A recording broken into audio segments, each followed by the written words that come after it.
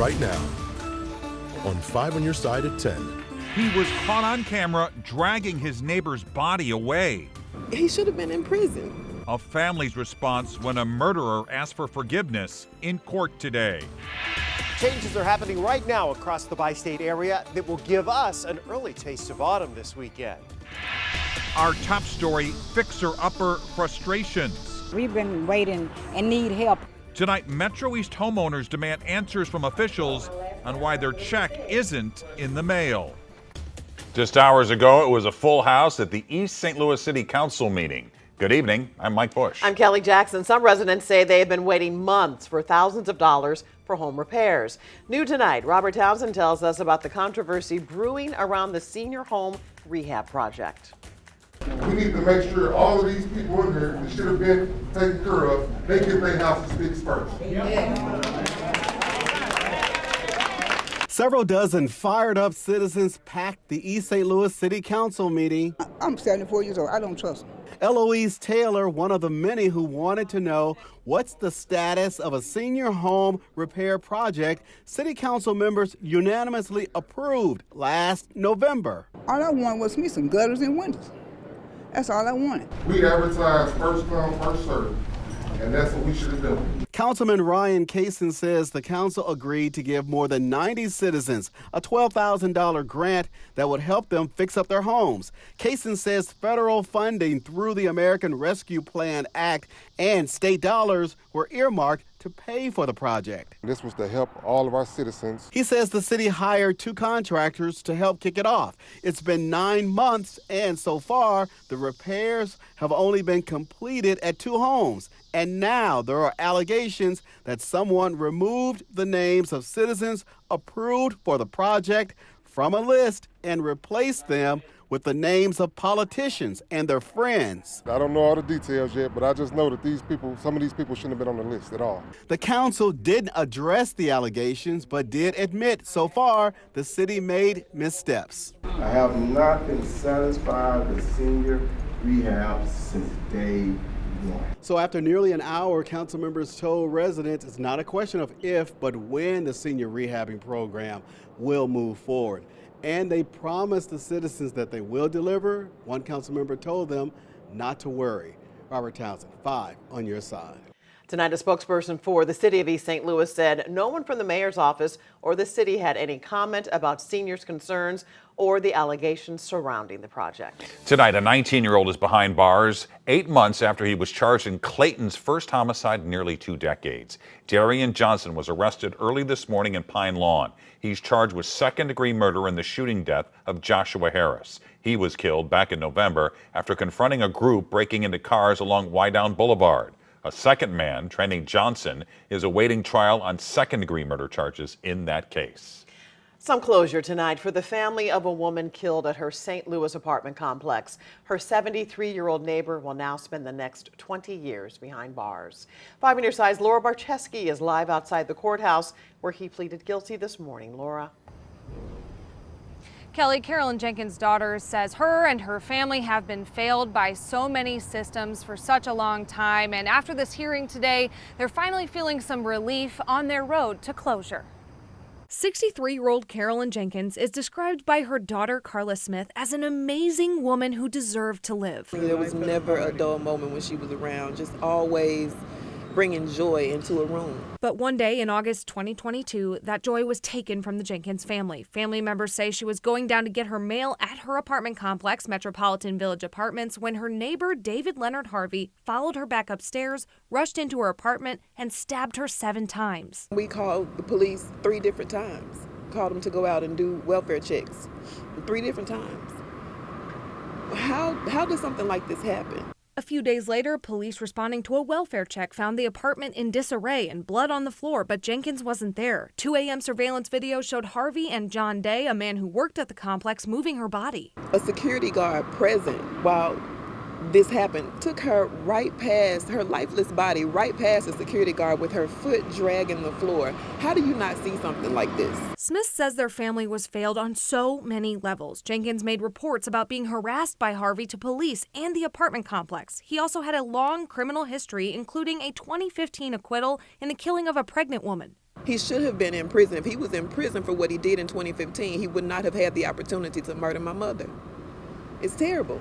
On Thursday, he pleaded guilty to charges of second-degree murder, burglary, abandonment of a corpse, and evidence tampering. Day also pleaded guilty to charges of evidence tampering and abandonment of a corpse. Harvey asked for forgiveness in court, and family said that's between you and God. Judge Michael Noble agreed, and when he sentenced him, he said, "This is the second time you are in here for murder. What you did was destroy a family, and for the next 20 years, I hope you think of that."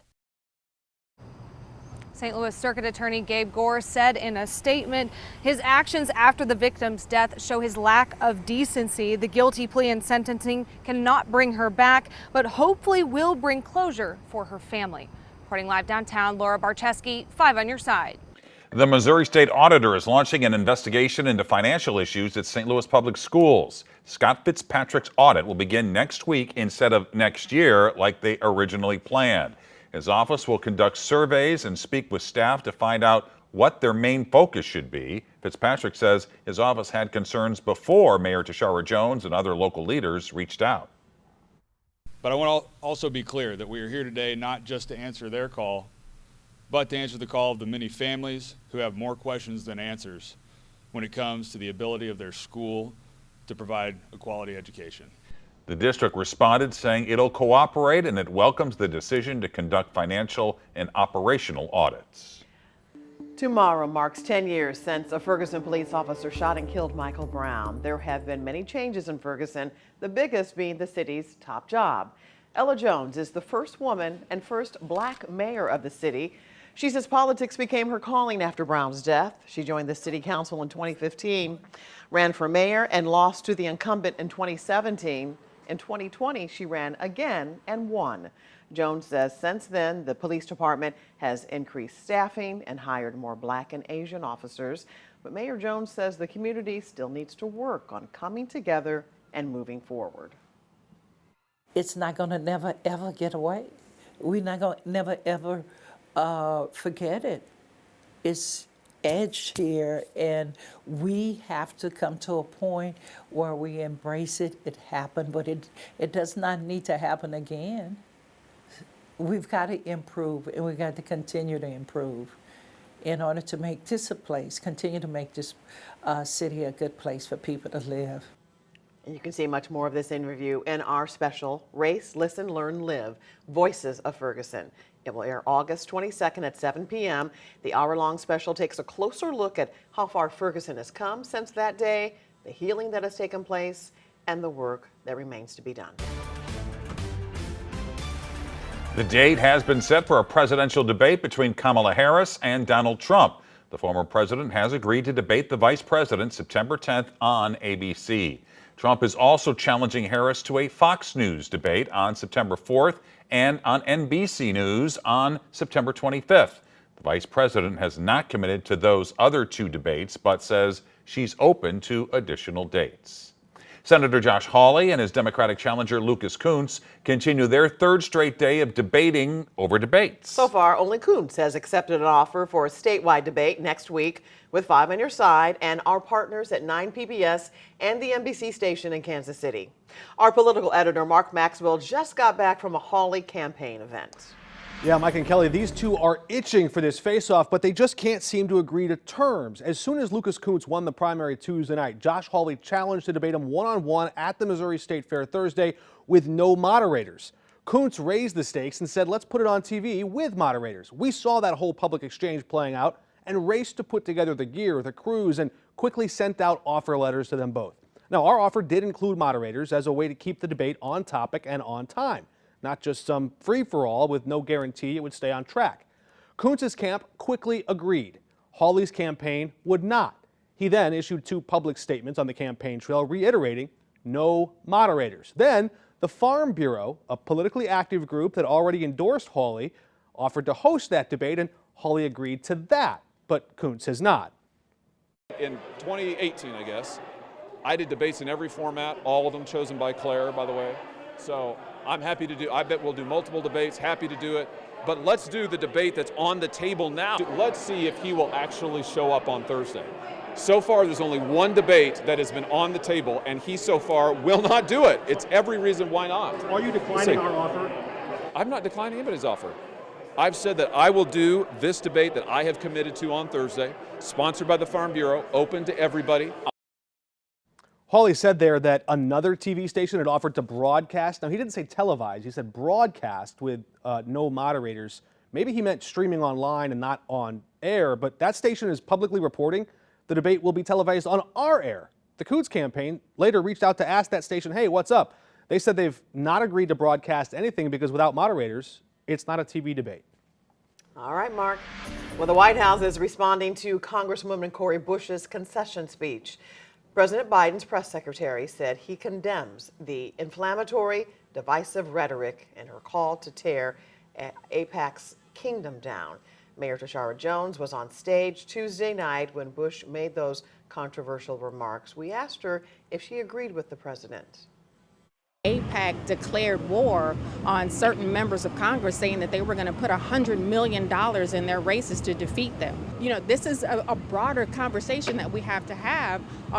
Is the Democratic Party okay with a large organization, a large super PAC, pushing out its members? And I think the answer would be no. Mayor Jones said she is still friends with nominee Wesley Bell. She says she called him yesterday to congratulate him on his win over Congresswoman Bush.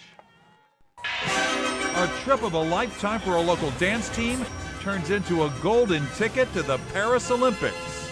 I saw Simone Biles, and she's very inspiring. It's a sport that's heard crickets at the Olympics. The St. Louis native hoping to take a swing at a medal in Los Angeles.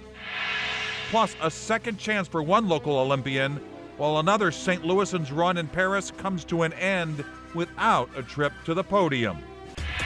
Pumpkin spice season is almost here, and it will feel like it this weekend. We're tracking the trending autumn temperatures.